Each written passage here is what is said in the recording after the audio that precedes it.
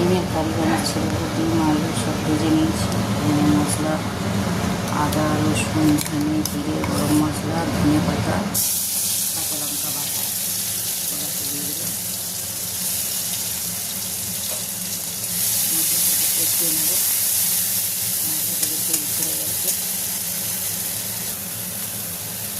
ধনে পাতা দিয়ে 3 মিনিট কারিয়ে ধনে পাতা দিয়ে ডিমের কারি। এবার একটু জল দিয়ে দেবো।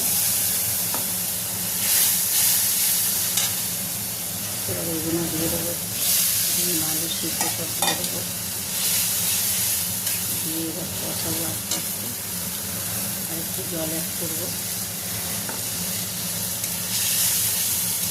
এতে কিন্তু খুব সুন্দর হয় ধনে পাতা দিয়ে ডিমের কারি।